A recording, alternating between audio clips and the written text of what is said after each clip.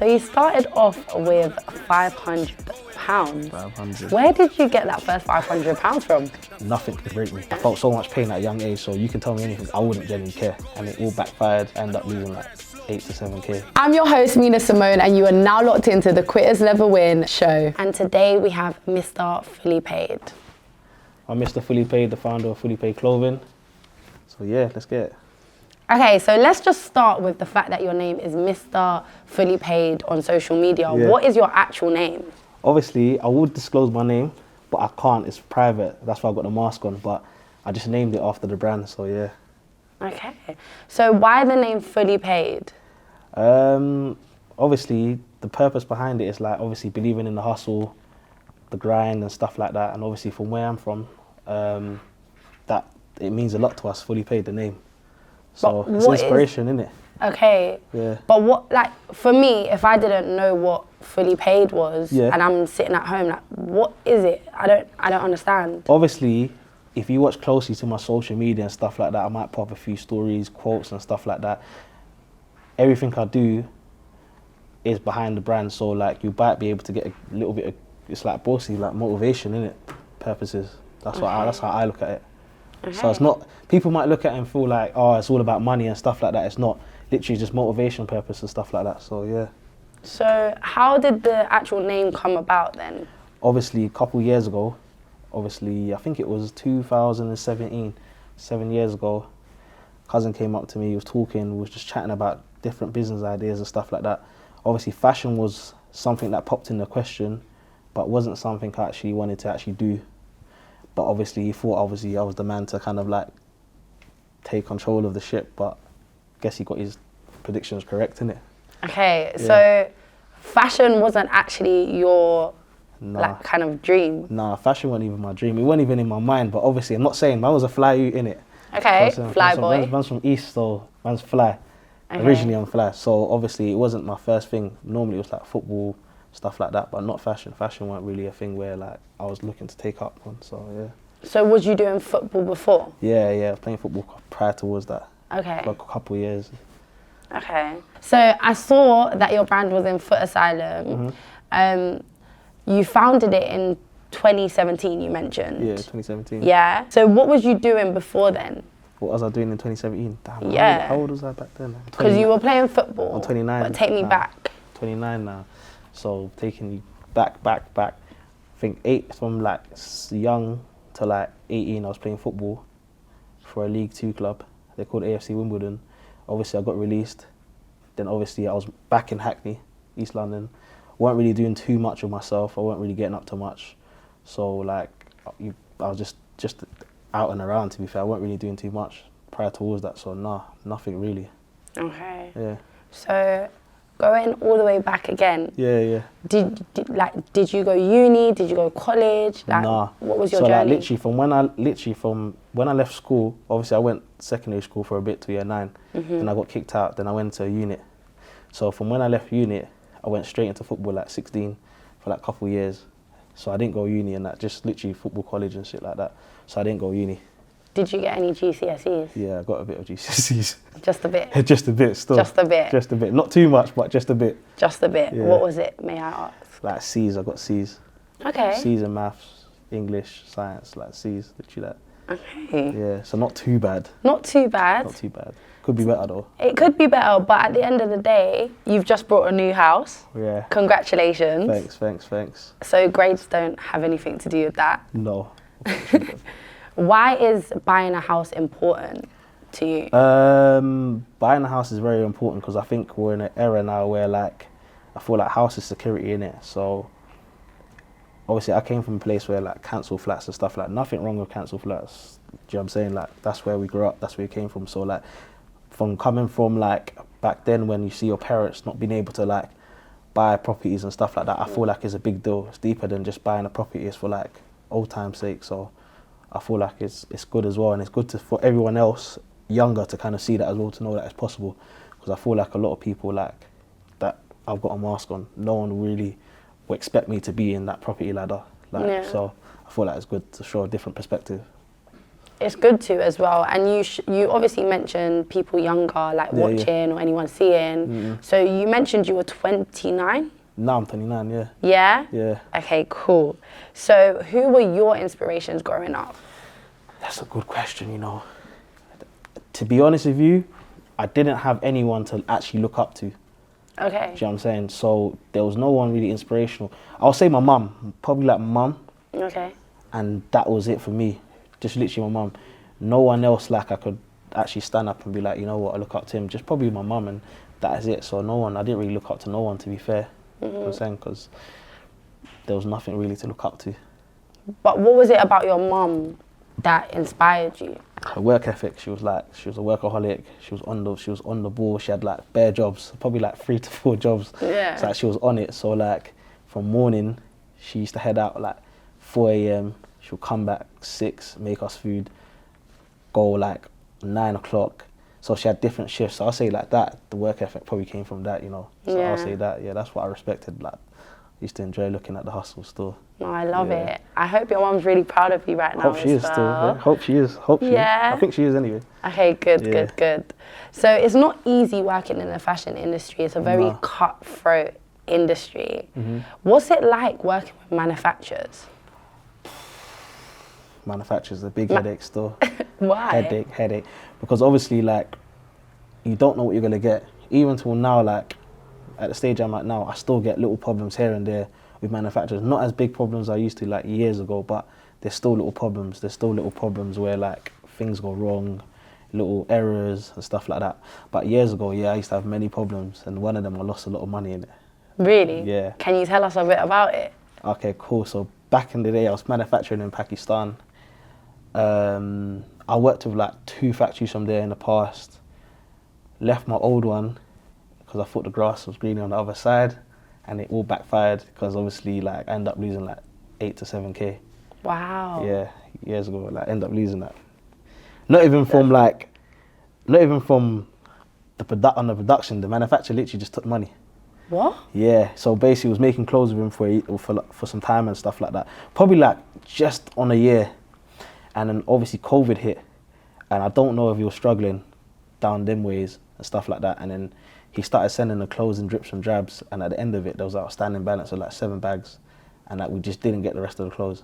Wow. Yeah. And do you feel like COVID had a big play in that, or was that just him just taking the money, do you think? I think it was, I don't know, I couldn't really tell you if he was struggling or he just took the mick and took the money. Like I couldn't really tell you, but it was a headache. Because obviously I remember thinking like, like back then, like we're not even making money like that.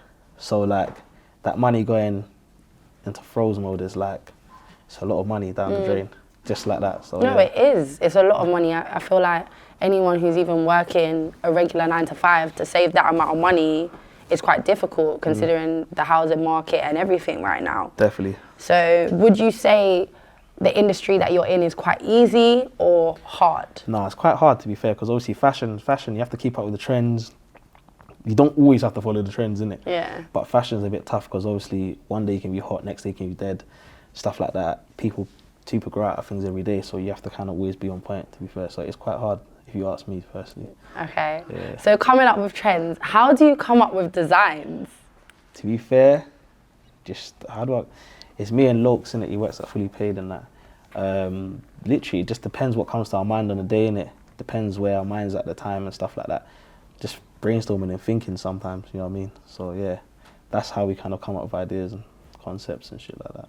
And it's not like from walking down the road and like looking at someone. Sometimes it could be like going on holiday, like where I've got my most inspo is from when I'm on holiday. Okay. Yeah, like when I'm out of the zone, things like that. I feel like it's hard sometimes I've got most of my great ideas out of the office. Okay. Yeah. So is that advice you'd give to someone as well? Yeah, sometimes I feel like when you're working too much on your craft and stuff like that, you need to take yourself out of there to kind of get the best out of you. You know what I'm saying? So I think that works for me. Yeah. It does make sense actually. Take yourself away from what's actually going on, take a step back and then jump back in. Jump back in to reflect. So you started off with £500. 500. Where did you get that first £500 from? Alright, cool. Like basically, one of them came from my cousin Abigail, big her up. Big up Abigail. 250, she gave us 250, and then obviously the 250 came from me as well, and then we just jump started it. Okay. Yeah. Was you working before? Yeah. Before, back then I was working in the school, innit? Okay. Yeah, I was working in the school. So yeah, man was a teaching assistant. Love for a it. bit at the time. So I was actually working Lidge at the time. But obviously, I was actually kind of like, how do I put it? It's like, at the time when I was working there, I was content. Like that was me. I was thinking, yeah, I don't mind getting this little paycheck and go on my little holidays, and that's me. I'm not really too fussed. So yeah, that was me at the time. It makes sense. Big up Abigail. And your first like product that you put out there was a hat. Nah, before the hat, it was a t-shirt. Was it? But then the hat kind of followed up kind of a couple weeks straight after that. Yeah. So it was. So it was actually a t-shirt. T-shirt, then hats. But the hat obviously is what everyone remembers, pretty much.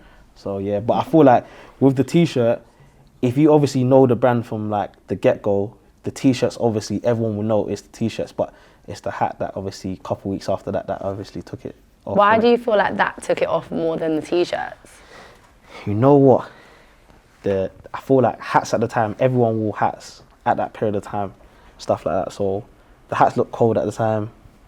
It was just decent, and it was something a bit different that wasn't out there at the time. So the hats were good. I feel like that was a good stepping stone. No, it was. Yeah, because look at you now. Look at you now. So when you got released from Wimbledon, FC? Yeah, AFC Wimbledon. How did you feel? But back then? Yeah. I was traumatized. I didn't want to play football. Really? No, not after. I was a bit stressed out. Obviously, I was 18, and obviously, a lot of things happened at Wimbledon. A lot of politics and stuff like that. Obviously, I was meant to go to a bigger club after Wimbledon, but that's for another day.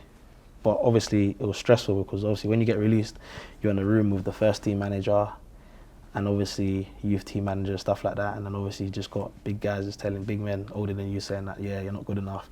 All that palaver and stuff like that for like an hour, it's demoralising, isn't it?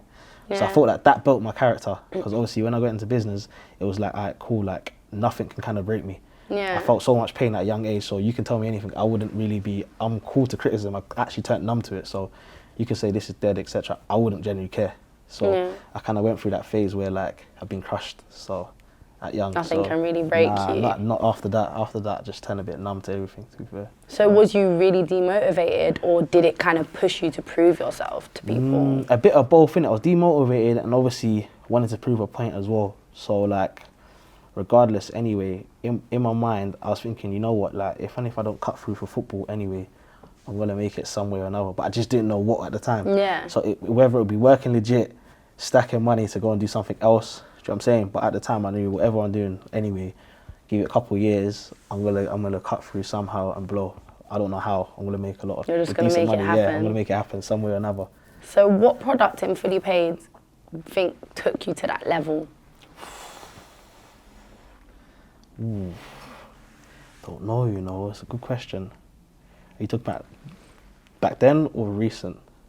Whatever you feel like took you from the point of, okay, this isn't a struggle anymore. This is actually my life. This is what I'm building. This is what I've got in my house. I reckon when we went into, obviously we had the first office in Clapton.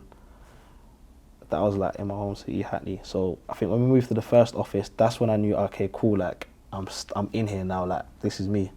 So from there I knew, like, cool, the only way is up. Like I can't backslide because I've got office to pay for. So that was like the first thing where like, yeah, I've got to make sure this rent's paid every month. Yeah. Obviously before everything was in my mum's house, so it's like, that's fine, it's not a problem. It's calm. But obviously now I knew I had rent in my head, like if I can't pay the rent, it's gonna get taken away from me. So like I used to work extra hard, extra hours, like to make sure that that rent was paid. What were your hours like? It's crazy still. So like 6, I'll go, at the time I was still working at the school at the time. Okay. So I'll go there, I'll start 8:30, but up at 6, 8:30, 3:30, straight to the office, go home 12 or 11 o'clock. And I did that consistently back to back, like literally from Monday to Sunday. That was me. Like for 2-3 years, like 2 years every day. Yeah. And you just kept going? Yeah, every day, that was like my hours. So like sometimes on Saturdays, I shouldn't be obviously at the office, but I was there because I was bored, just chilling with my mates or doing other stuff. Sunday I'll be there as well. Midday, maybe I'll watch football in there, but I was always in there. Like that was like my life at the time. Still is, but obviously at the time, yeah. But in a different way now. Yeah. So what would you say your strengths and weaknesses are? I don't have no weaknesses. Everyone's got a weakness. Obviously, I'm not going to say that. I'm not going to tell anyone my weaknesses. Why? I'm joking. I don't have no weaknesses. Being vulnerable is good. I don't think I have any weaknesses, to be honest with you. Really? Nah. So you're saying that out of all the things in life, you're telling me you don't wake up and you think there's one weakness that I actually have? Nah. Really? Nah. Because mine's timekeeping. Is it? Yeah. Now, my timekeeping is actually on pinpoint, you know. So that's what I'm saying. Like, it could be small things like that. No, I couldn't really. You know what, yeah, I'll be honest with you. My weakness is... what would be my weakness? Nah, I ain't got one. I won't be able to pinpoint. I actually don't believe you. Weakness, let me think. I don't know, you know. I'll come back to that. I need to think on it properly. And I will come back to it, by the way. I need to think on it properly, because that one there's a bit of a... Timekeeping's on point.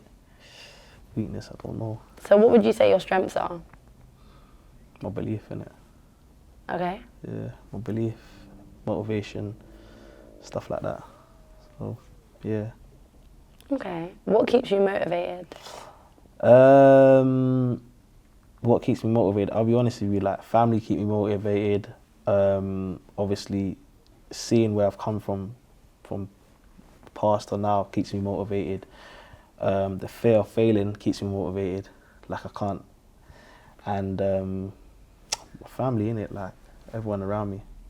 So yeah. I have a big question for you. Go on. How did you feel when Sterling wore your hat? Ooh, I think when was that? 2019. Yeah, and the reason I'm asking as well because you were an ex-footballer. Yeah, so yeah. It's just really interesting to see your take on it. At the time, I was gassed, like proper gassed, because that was the first PR we got. That's free PR at the time. But prior towards that, I saw Sterling at a restaurant a couple months before that, and I remember telling him about the brand, and he was like, "Yeah, like send me some bits, I like it and stuff like that." And I remember sending it to him. Didn't see him wear it, so I just thought, oh, maybe he didn't really get it. And then 3 months after that, that's when I saw him wear it, and I was like, oh shit, he's actually sold. It made me think, how long's he been wearing it for then? Yeah. It's just at the time he got caught, but yeah, that was like free promo, free PR. It was sick as well. And obviously, I feel like he wore it on purpose on that in particular day because he just signed a new deal, so it made sense. Free paid, innit? That's so nice. Yeah. And have you like reached out to him since, or has he worn? I've seen him wear a hat like after that, like a year after that and stuff like that. But obviously at the time I didn't have no contact to him. It was just like I just had an address to send it to and go from there. Do you still just send clothes? I would. Yeah, obviously he's moved to Chelsea now, innit? So I could send it to the Chelsea chain. I haven't, but I am gonna send it there still. I would personally But I did send it to him when he was at Man City. I did send him quite a few packages, but I haven't sent it to him while he's been at Chelsea. He's moved to Chelsea, which I need to do. To be fair, that's bad for me. So yeah. But big him up though. He's like good guy. Another person to big up, not just Abigail. Sterling as well. Sterling. Because that did a lot. And that's not the only big collab you've had though. Yeah. You've collaborated with Ashley Waters. Yeah. Was that hard? Was that easy? No, Ashley's one of the, he's a good guy. Like, Ashley believed in the brand, like, from way back. So he's been around the brand for, like, years. So, like, he's helped us a lot as well. Not even on him wearing the brand and stuff like that. Like, advice, life lessons and stuff like that. So we've got a good relationship and stuff like that. So Ashley actually helped the brand in many ways. Not even that, even me as well. Do you know what I'm saying? With motivation and stuff like that. And even the collab with him, he didn't have to do that, obviously, but obviously he respected the brand, respected me at the time, so he done it out of like love for how he felt for the brand, do you know what I'm saying, to help us, so yeah. I did actually want to touch on that as well. You mentioned B, that's Bobby Schmurda, by the way, for those who don't know. Now, I see that you guys have a close relationship. Yeah. Well, that's what I see online. Is it actually like that? Yeah, it's like that still. Bobby's cool, man. He's cool. He's basically like Ashley, but obviously a bit different because obviously, but pretty much the same age. But yeah, Bobby's cool as well. To be honest with you, like he's a proper guy and he's actually a real guy. What you see is what you get. So I've got a lot of respect for him as well. He's another one that's obviously helped the brand a lot as well. So yeah, like proper good relationship. So it's not a fake one on the net. We're actually cool guys off the net as well. So I know a lot of people are, you know what I'm saying, pally on the net, a bit fake, but yeah, no, we're actually. That's why I asked. Yeah, in real life, we're cool, man. Yeah? Yeah, So you go visit each other one of the stuff. generals. You know what, yeah, so I went to, last time I visited him, obviously he came England, that's different, he came down here. I went down America, like Miami, New York, but obviously, hopefully I'm going to go out there soon. That would be nice. Yeah, soon, I'll go and see him soon, hopefully still. So you've done collabs with like celebrities, I'd say, big celebrities. You've also worked with brands like Trico, etc. Like, what is the importance of those type of brands as well? Like working with those type of brands. First of all, big up Ibrahim and Mold. They're cool Trico owners, innit? Trico are from Spain. Obviously, it helps a lot because obviously that's bridging the gap between the UK and Europe as well. So it's a bit different from what we usually see in UK. Obviously, if you check out Trico and stuff like that on TikTok, like, do you know what I'm saying? They do big numbers. They do some big stuff. So, and obviously we did that collab way before anyone in UK even knew about Trico. So it's good to see that they're doing their thing. Okay, but the thing is, you haven't just worked with them as well. Like, you are selling clothes in France, Italy. You've got clothes selling all the way in Australia. Yeah. It's like a 24-hour flight. That flight is long. What does a person or a shop need to look like to have your brand in it or collabing with it? Obviously, it just has to have that fully paid feeling, innit? Obviously, if you check the brand from like the last 8 months or so, the brand's obviously changed from what it used to be to now. So a lot of things have changed in the brand. Obviously, there's still going to be changes in the next 18 months again. So you're going to see more different stuff the brand does or how the clothes look and stuff like that. So I feel like as time goes on, you'll probably see different shops with the brand than ones we had in the past. Why did you stop working with Foot Asylum? Obviously, I can't go into too much detail, but I felt like, obviously, just to keep it short and sharp, I felt like at the time, you know, for where we was as a brand, it helped us, it worked for us at the time, obviously, but for where I was trying to take the brand to, I had to step out of there. Obviously, it was a big risk at the time because it's a lot of money. Like, their orders were big, like, they were spending a lot of money with us, so I literally had to, like, bet on myself to literally bet that, okay, cool, if we take it out of here, can we be bigger than what we was in here? And I think we've done that still. I love that. Yeah, we've done it still. And that's nice that you believed in yourself as well and your brand.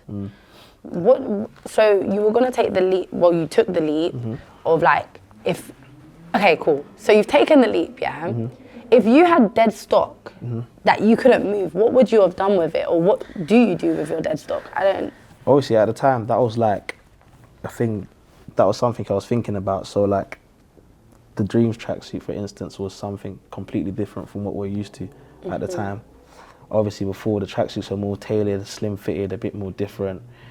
At the time, obviously, we didn't have that flair sort of customer base at the time. So the gamble was like, okay, cool, like, I'm gonna push this new look for like 6 months. If it doesn't work, then we can resort back. But I was that confident that it was going to work. So I knew there was not gonna be no dead stock at the back of my mind. So there was no dead stock at all. Never. Obviously, it's been dead stock, but when there is dead stock, either it goes on sale or we give it to charity. Like, so that's how you avoid having that dead stock? Yeah. So either goes on sale or give it to charity. More time anyway, every Christmas, like, we give stuff to charity, like tons of stuff to charity. We send it back home to Ghana. Oh, really? Is that where you're from? Yeah. So every December, a lot of tracksuits goes to charity or back home.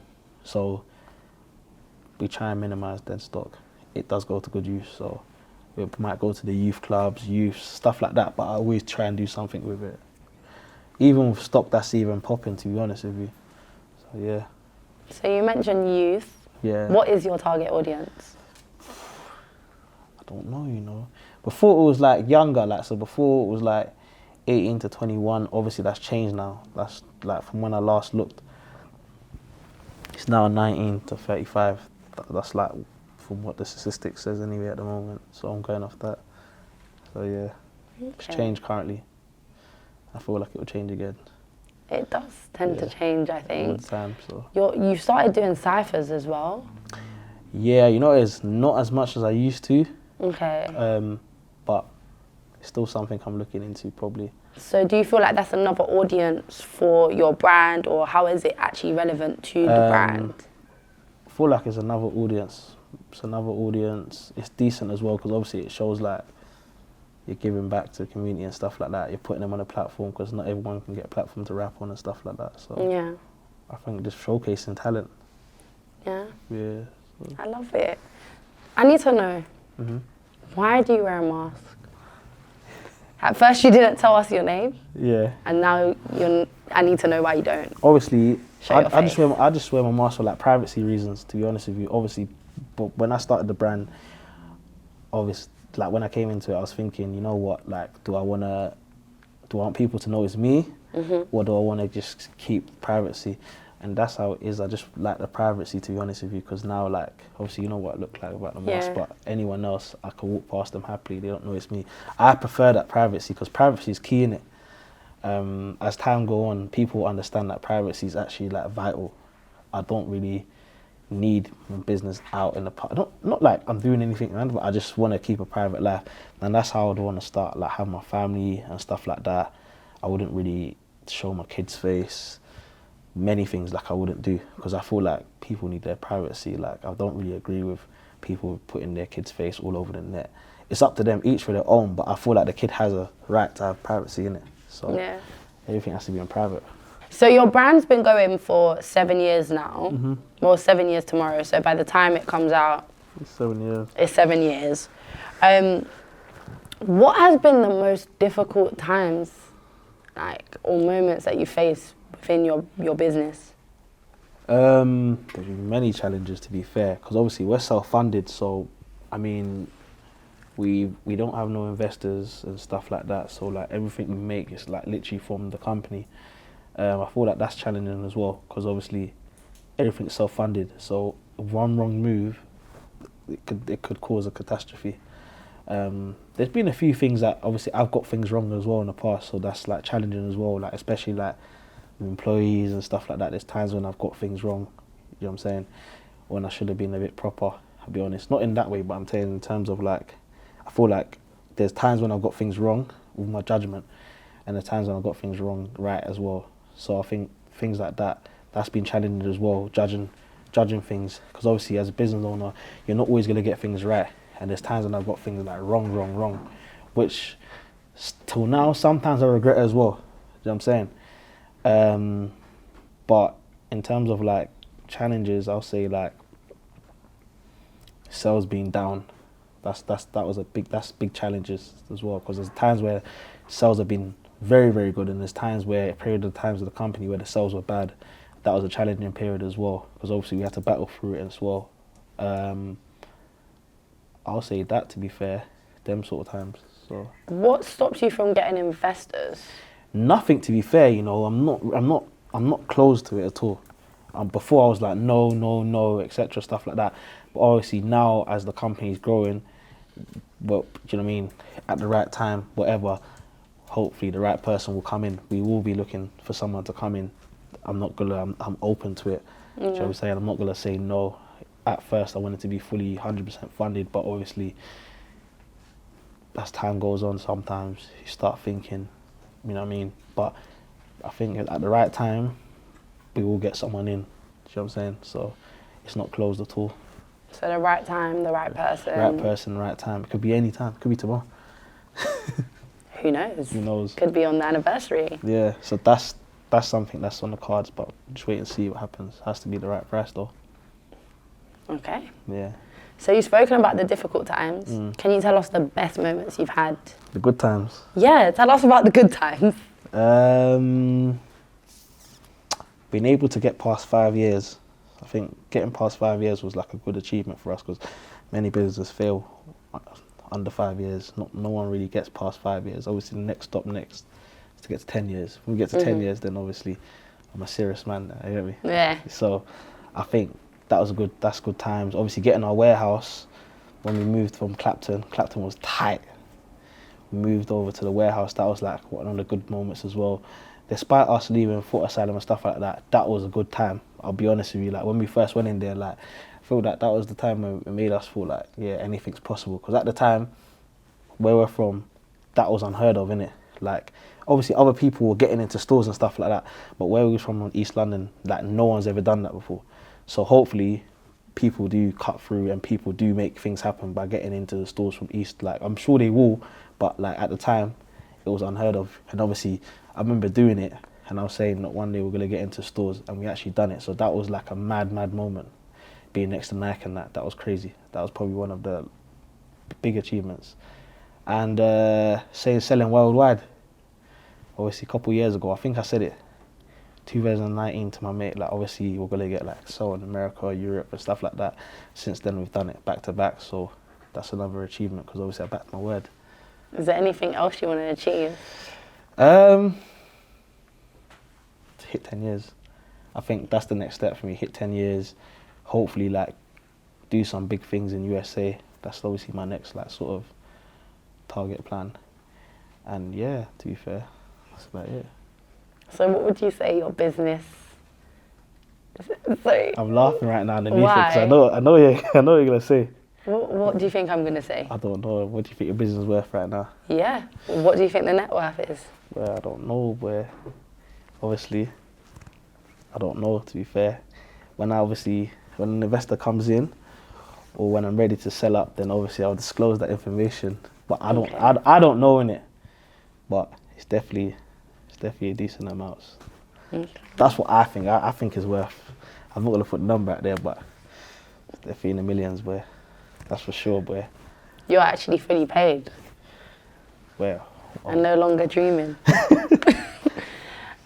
So what advice would you give to those up and coming, like in the fashion industry or wanting to do what you did, follow your footsteps? Believe in yourself. Don't let no one obviously cloud your brain with negativity and stuff like that. Surround yourself with positive people. And yeah, to be fair, try and be as unique as possible. Sometimes you don't even have to always be unique. You just have to be consistent in what you do in it. Because I feel like consistency gets you certain places.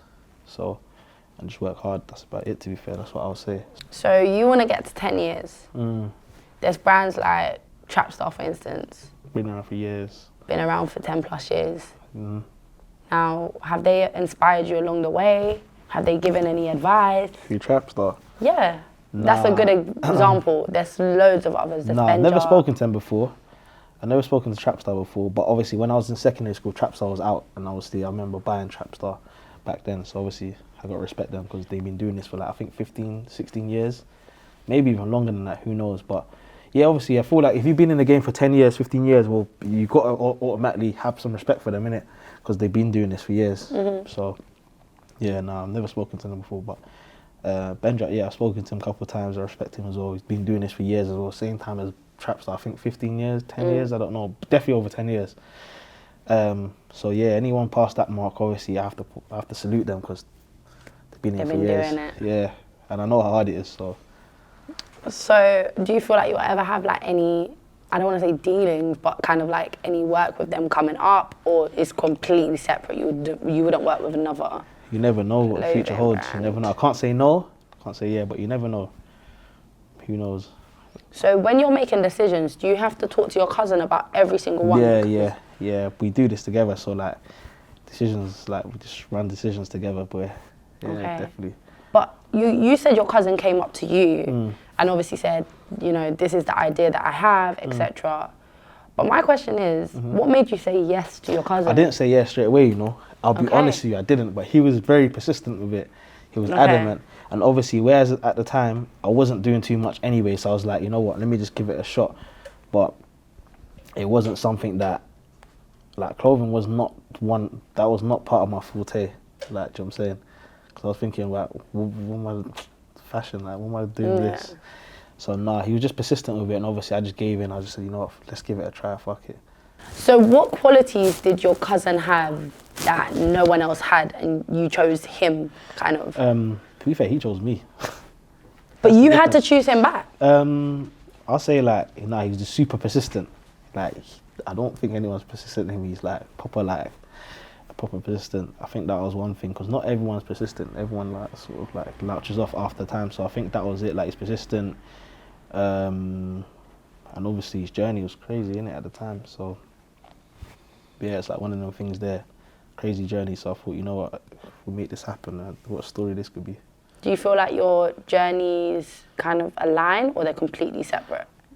It's completely set, two different lives, innit? So, but in lines in some part ways. So yeah, I'll say that. So before we finish up, Yep. I want to come back to the fact that you said you had no weaknesses. Yeah. Have you thought about what that weakness is? Yeah, obviously, my weakness is obviously, let's say for instance, I've got a good heart, innit? So I don't like seeing people upset. But in the past, it's affected people work-wise, because obviously friends and work, sometimes it gets a bit technical, and I've hurt a few people in the way. So I feel like that's my weaknesses, like being too generous. Sometimes that can get you in trouble. Yeah. So I'll say that's my weakness. Like, I just don't like seeing people upset. So I'll try and avoid that at all cost. But in that process, it's backfired many times. But it's life, innit? It's life. Yeah. So before you leave today, can you tell us one thing about yourself that nobody knows? One thing about myself? I don't know, you know, just wear a mask. Just wear a mask and my name, no one knows my name, innit? That's about it. Yeah. Just wear a mask and no one knows my name. That's it. I hear it. And then I think, Mr. Private. Mr. Private, that's it. So do you have any plans for like any flagship stores or anything coming up that we should all know about? In a couple of years, I'll have a flagship store in New York. Just putting it out there, you know, in the positive world. Probably one in Accra in Ghana. Don't know how long that's gonna take. And yeah, maybe Italy as well. Why Italy? Italy's my that's my second home. They buy a lot in it, so I think like last year, like 30% of orders came from Italy, if I'm right. So it'll be good to put something there as well. Rome and Milan. And you're from Ghana as well. Do you have any land or anything there? Yeah, I got land and like a taxi service company as well. Obviously, Ghana is like where I'm gonna try and base off the next 10 years. Like that's where I see myself. I see myself down there, to be fair, than England.